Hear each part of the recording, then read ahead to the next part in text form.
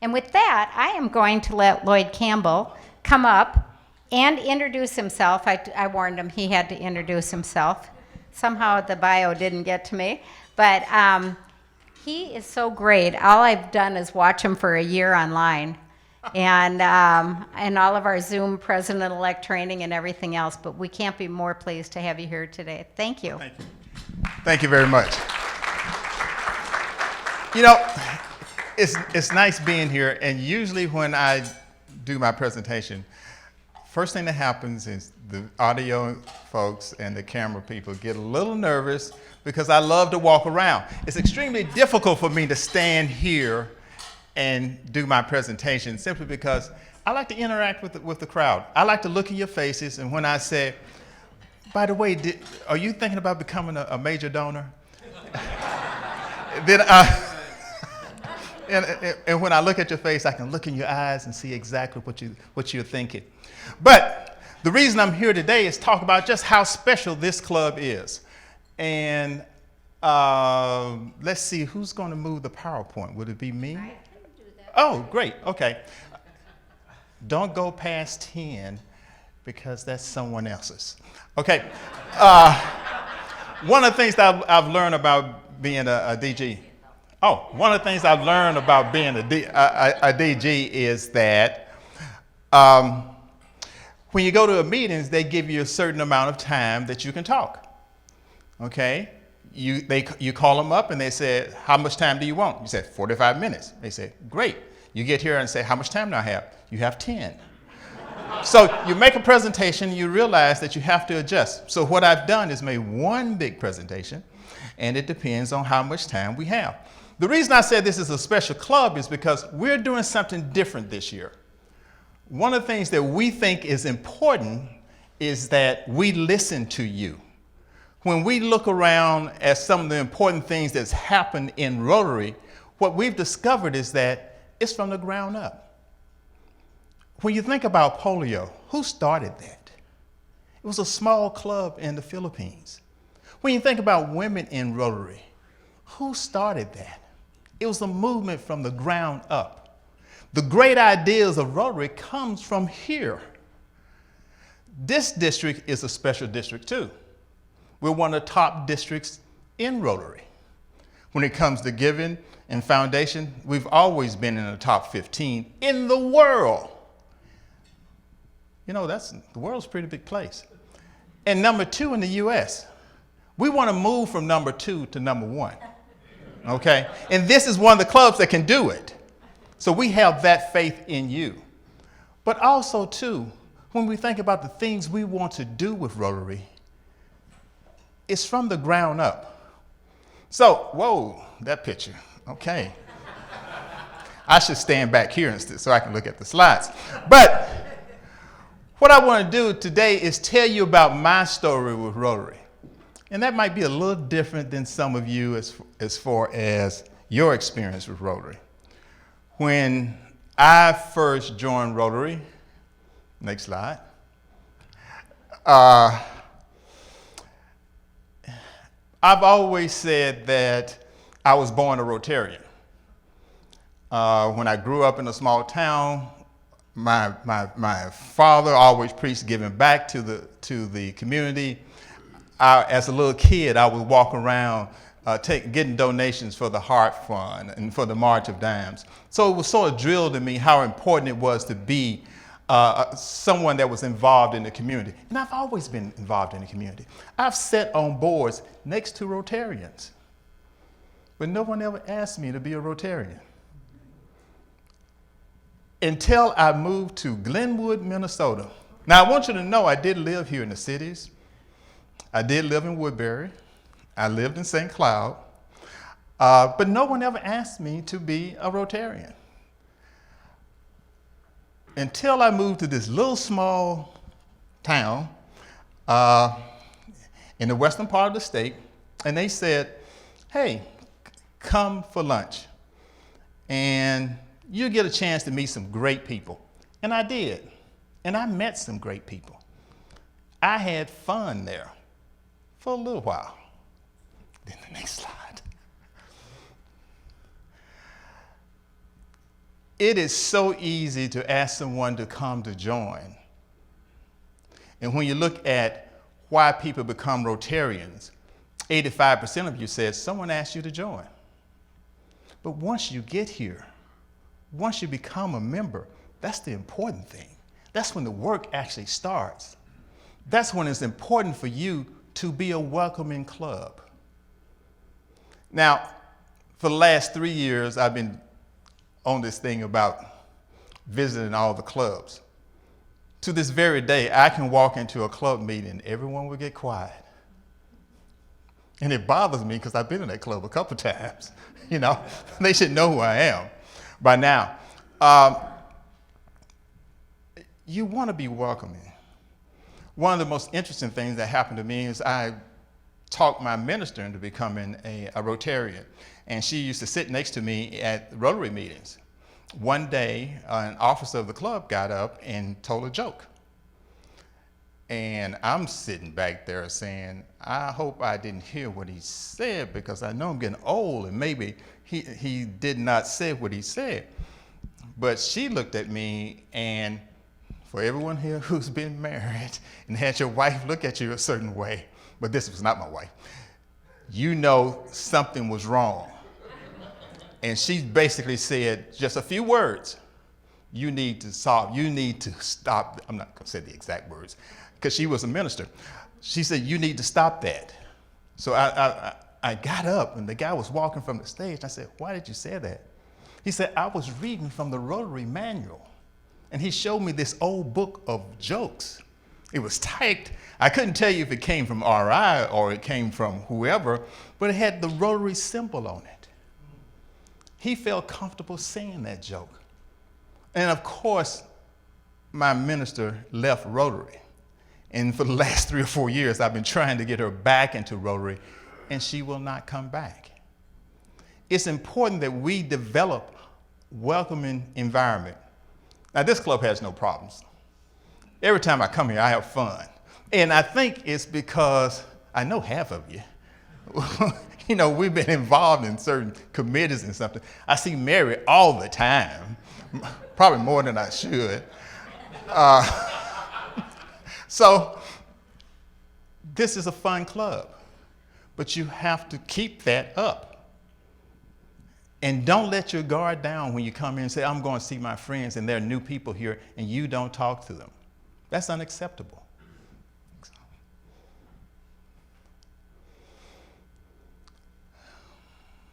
Oh, no, don't go that far. The most interesting thing that's happened to me of recent is that when I joined Rotary, and that was a little more than 10 years ago, I actually attended a district function. It was not yours, I want you to know. But new member, I walked into the facility. I stood out first and just saw this collection of individuals. Because if you ever go to Glenwood, you'll know that we're the only black family. Oh, by the way, I am black. We are the only black family in Glenwood, the only black family in Glenwood, and that's been for 10 years. So when I was so elated to get a chance to come to the cities to see just how diverse Rotary was. And there was a handful of black people in the room. And I was directed to the front of the room because that's what the table for the small clubs who only had 1 or 2 members there. So I walked to the front, and of course I extended my hand and said, hey, my name is Lloyd Campbell. I'm with Glenwood. And they shook my hand, shook my hand, shook my hand, shook my hand. But when it got to this guy, he did not shake my hand. He looked at me and said, you would not be a member of my club. He didn't know my name. Well, he probably heard it when I said Lloyd Campbell, all that. I don't have a record, so he couldn't know me, whatever. But he basically said, you would not be a member of my club. The only reason he could say that is because I was a male and black. Now, that did not bother me. As I said earlier, I'm from a little town in Arkansas, and I grew up during the civil rights movement. So I've heard worse than that. So that didn't bother me. What upset me, though, was the 5 members at that table who did not say a word. They gave legs to the idea of what he said was part of Rotary. It would have been so simple for someone just to look up and say, that's not my Rotary. You have been welcome in my club. But they did not say a word. Thank goodness, at that same meeting, on the other side of the room, someone was yelling, hey, you're new to Rotary. Come on over, let's talk. 2 people. One was Tom Gump and the other one was Tim Murphy. They became my 2 best friends. They invited me to their club. Now, Glenn was at 2.5 hours away from the cities. Next week, I drove to their club. They welcomed me at the door. They had a great meal, though. Oh, my goodness. The bacon and I still remember that meal. But they welcomed me to the club. For some reason, I think they're actually trying to get me to join, but it was a welcome environment. So I saw that part of Rotary. But what I took away from that experience, that Rotary, that person who did not shake my hand, that was a snapshot. That was just a brief picture of what Rotary might have been in the past. But Rotary was in transition. And we have to recognize that we can see a snapshot of us that may not be pretty, but we need to keep moving forward to make sure that that snapshot isn't part of reality and that we're moving forward to another reality. And that's what was so important to me. Next picture. I love this light here. Oh, by the way, that picture, that's not a recent picture of me. I thought I should let you know that. But I do love that picture because it reminds me of when I used to have hair and weighed less than 200 pounds. But one of the things here, the point I want to make here is that it's important for us to realize that Rotary is in transition, and it's important for us to take this opportunity to imagine what Rotary could be.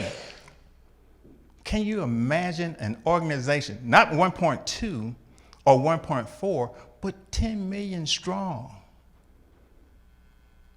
One that is open and inclusive to everyone. One where barriers are not there to keep you from being a part of the organization, to do the things that you want to do that's important, but to enhance the organization, if there are any barriers at all. So how can we do that? Our new president has laid out a simple but nice plan that we can all do. One is called DEI, diversity, equity, inclusion. It's interesting. Sometimes I assume that when I say DEI, people know what I'm talking about. You laughing, you know what I mean. I'm amazed when people don't know when they belong to an organization where diversity is at its core. When you look up Rotary core values, diversity is there. So think about that. For over 100 years, we've been preaching diversity. So why is it that we have less than 50% women? Or why our clubs don't represent the communities that we actually reside in? Why is that? Remember, I always talk about this is a ground-up organization. So that's why I'm here today, to talk about those things. But also, too, we're talking about empowering women. And one of the things that Jennifer Jones is going to do is do a tour to reach out and let people know what Rotary is all about. Now, like I said, one of the things I was going to do is make sure my presentation isn't too long. You don't have the hook yet, right? Okay, great. But and one of the reasons I think this is an extraordinary club is because this year we were going to do something different. This year we were going to we redid the AGs. Your AG is not here. And the number one thing we were going to do was have area conferences. At that area conference, which we wanted to happen the last 2 weeks in July, is where I was going to do my song and dance speech about what we want to see in Rotary, what we want to do in Rotary. So everyone at the beginning of the year would know exactly where we stand, what we had to do, and then we can actually go out and do those things. Now, the next thing we were going to do is have board meetings with the different clubs. We had a board meeting with this organization. And this is why I think you're so special. We talked about doing a workshop. The members was all in for it. They thought it was a great idea. And they hadn't even had their area conference yet. So it'd been difficult in a sense to do the workshop without having the area conference. But the whole crux of the workshop is for us, I guess it's me here today, to listen to what we can do as a district to make you reach your goal so that you can reach your goal. How can we improve Rotary? And that's the important thing for us. We need to listen. Now, over the past few years, that's what we've been doing, sort of. We've had 2 surveys, one in 2019, which Russ did as when he was district governor, and one in 2021 when Mary Ann did her time. And also, we did strategic planning. So what I'm going to ask you to do is to tell me your ideas, how you imagine Rotary can be, and what we can do to help that become a reality. I truly believe the best ideas in Rotaries are actually in this room. They don't come from me. They don't come from anyone else, but they come from you. So, no one wants to raise their hands. Okay. My mother used to be a teacher. She's 95 years old now. And one of the things she taught me is to walk up to a person and put their hands on their shoulder and say, what do you want? What do you think is a good idea? But what she actually did was she used to carry a tennis ball with her and she used to throw it. It was back in the day. Yes. Okay. I think we are doing part of it and we can expand the pro-education because it bothers me when I hear the statistics that 67% of adults in the United States of America, the most powerful nation in the world, do not have a college degree. We as our club have some impact through strike program where we encourage the kids in school who might have dropped off to become involved with the college. And I think we have to expand that. It's too late. Okay. I'm sorry I was a little slow with getting the microphone. I hope you heard what he was saying, how important education is. One of the things that we're doing here in the district is trying to develop a signature project for the whole district. And what I mean by signature project is when people think of Rotary, they think of us in that area. What we've done is started a task force. 10 days ago, they met and they came up with 17 possibilities.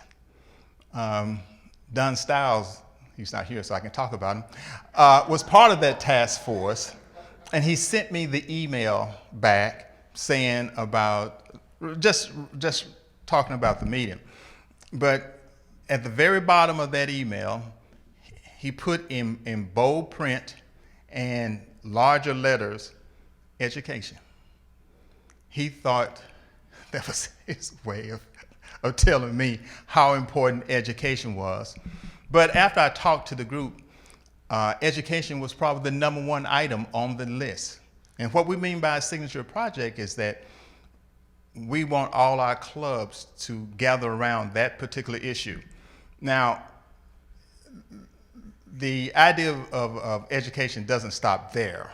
We're going to send that information. They're going to meet again, and they're going to whittle down that 17 down to 3 or 4. We're going to give that information to the presidents. We want the presidents to look at it and say, yeah, why don't you add this? Then we're going to survey all our members so we can have a word is to see if this is something that we want to get behind. Now, we have several projects throughout the district in education. We're actually on October the 6th, in conjunction with the Justice Allen Page Foundation, we're doing a special fundraiser. You'll get more information about that because we just finished negotiations probably about a couple hours ago when I was in my car. The whole idea is behind free education, free preschool education for everyone in Minnesota. We're not talking about a little project, we're talking about a big project here. The other item that's high on the list is an international project for, I believe, a dam project or a water project in India. So those two are sort of the front runners for that, but education is definitely high on our list of things that we think we should be doing to improve both our clubs and our community. Thank you. Thank you very much for that. Yes? I think one thing that Rotary,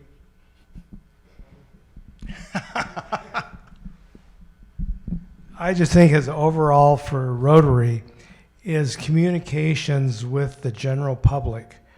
You do read a little bit on the paper sometimes when a club does something, but I think overall the perception of the general public doesn't really even know what Rotary does. And I think when we've got all these projects, the water projects, polio projects, somehow, I know it's on Facebook. I've seen Rotary on Facebook. But otherwise, you don't really read about stuff. You read about Lions clubs, you read about some of the other clubs, but we just don't see enough stuff about Rotary. I'm taking notes. I want you to know that. When you talk about PI, that's something that we've heard a few times. And what we've done is actually overhaul our PI department. We look at PIs in public image in two ways. One is how we communicate to our members, how we get the word out so you know what's going on in the district.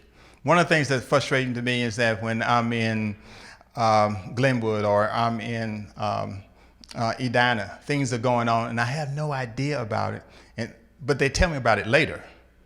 Oh my goodness, you know what I'm saying? I wish I was there. So that's one thing that we're trying to improve. The other thing too is how we reach out into the community and let them know about the things we're doing.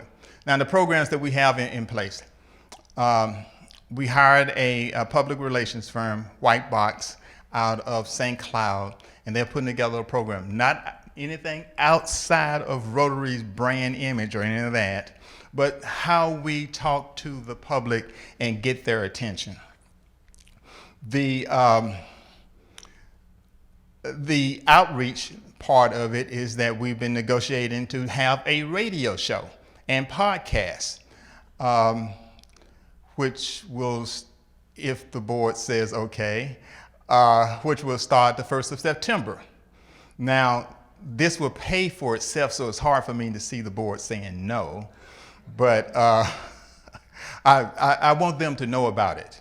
The radio show will be a 1-hour show live, and we will break the 1-hour show into podcasts that we can distribute throughout the district and also throughout the U.S. about Rotary in our district.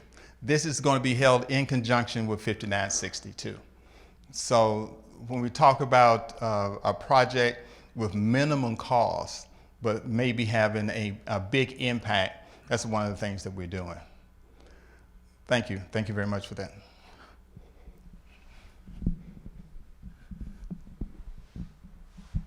Seeing your empowering women third point up there, I'm not sure if you're familiar with how Rotary ended up admitting women, but it all started here in Minnesota. Do you know that story? I didn't know it was Minnesota, though. It was. It's the next district over 5960 because both the Minneapolis and St. Paul Rotary clubs had elected women officers and directors at the national of the JCs. And the JCs down in their national headquarters in Tulsa, Oklahoma, threatened to revoke their charters. So the Minneapolis one had sort of a shadow board that was mixed gender, and then the nominal board, which was all men, ratified it, but St. Paul refused to do so. And so they hired me, I had the opportunity at least to represent the St. Paul JCs in filing an administrative complaint under the Minnesota Human Rights Act that eventually led to a federal court counter case by the JCs that went to the United States Supreme Court. And once they ruled in favor, a 7-0 decision with Blackman and Berger, probably who had been members of the St. Paul JCs, recusing themselves, basically were faced with the choice. There was a 7-0 decision upholding Minnesota's Human Rights Act. And so I was consulting then as the attorney to Duarte versus Rotary Clubs of California, Inc., when Rotary became the first group to voluntarily say, no, we're going to settle it in California, and in fact, we'll have a national settlement and admit women. And at that point, I joined a Rotary Club because I was able then to say I sued Rotary before I joined them. But this all kind of grew out of my dad, who was a Kiwanian in Blue Earth. They didn't have a Rotary Club, but it's another small town like Glenwood. And every year he would bring a motion to allow the businesswomen in Blue Earth to join Kiwanis. Sometimes it would die for a lack of seconds. Sometimes it would get a second and lose 40-5. But I always said, well, this isn't right. My dad didn't think it was right. I still don't, and I had that opportunity and have actually spoken to this club as well as my former Rotary Club, about the longer story of it. But I think that's it's something that Minnesota can take as, being the state that originated this under our Human Rights Act and some favorable court decisions. Thank you. Thank you for sharing that. I had no idea. Thank you.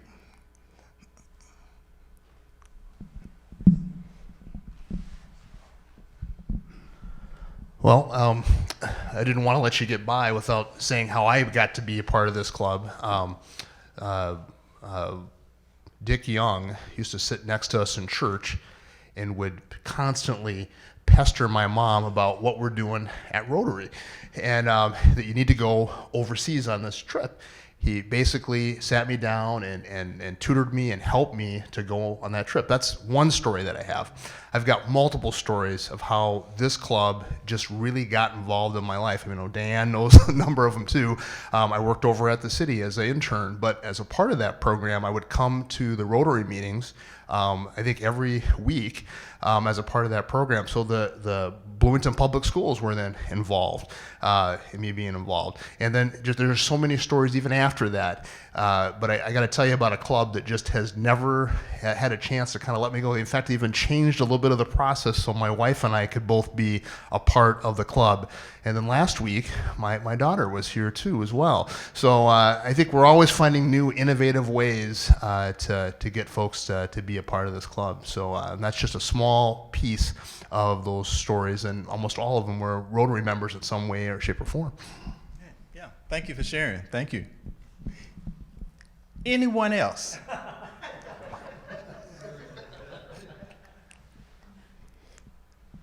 You're such a quiet bunch of folks, Thank you, Lloyd. And, I normally get accused of needing to stand up or being too short for anybody to see me. So thank you for seeing my hand. I really appreciate that.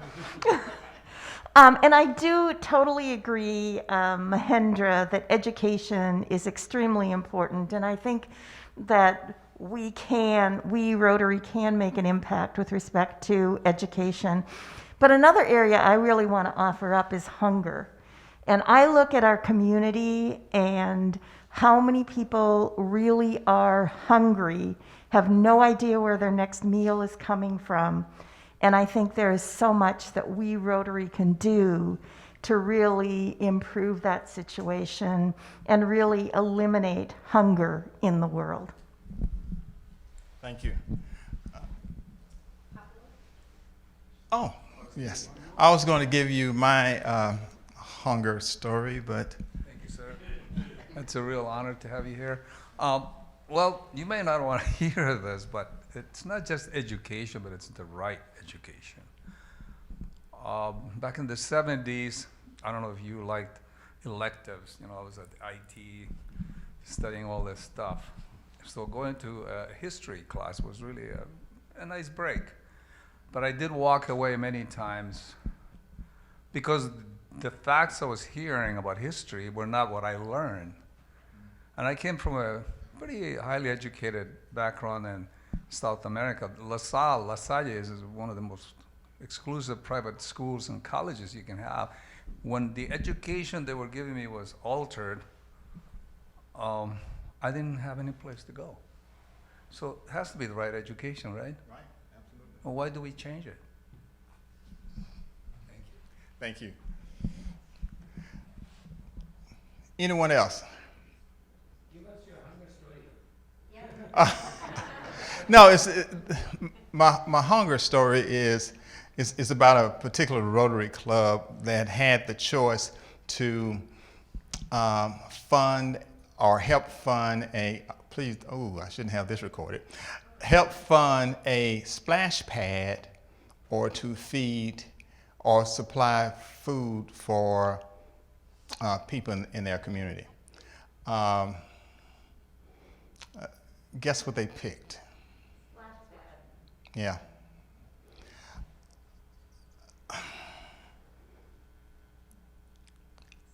I still can't really talk about that. It's the decisions that we make as an organization or as a club or as individuals. A splash pad, even if you have kids and have fun, that's going to have an impact that's going to last, what, 4 months here in Minnesota? But feeding, having food for kids, preschool, the effect it could have on them, their families. I was involved in a project where I was a volunteer. I actually helped bring the United Way food system to this neighborhood, and I was just surprised how many people lined up for food. What a major issue it was, and how thankful they were. So to turn people away, when you look at homelessness, when you look at food insecurity, when you look at education, it should be a right. But I see the hook now, so I know it's time for me to come on. No. You can wrap up in any way you want. Listen, thank you for giving me this opportunity, and also for you to share with me some of the things that you think is important that Rotary should be doing. And we will follow up on these things. The interesting thing about these things, that's what we plan to do this year. When you do your area meeting, you will see a list of the things that we plan to do, which includes the radio program, the podcast and the radio program, the signature projects, and some of the things that you're talking about here today. It's important that we listen to you, and also it's important that we act. It's important too that you continue doing what you're doing. I mean, this is one of the premier clubs when it comes to foundation. I don't have all the numbers yet, but historically, you know, I wish you were all my parents and you give me the money that you give Rotary. It's I just don't know what to say. Just keep doing it. You have an impact not only on this community, but also on the world from just your giving. So please continue to do that. So thank you for listening to me and not throwing anything at me. That's very important, and especially Bob. He usually has something, but he didn't bring his tennis balls today, so great. So thank you very much. Again, we'll just thank District Governor Lloyd Campbell for being here today. It's early in his Rotary year. Our Rotary year starts on July 1st, so we're very privileged that we're one of the first clubs that you've come to visit. So thank you for that.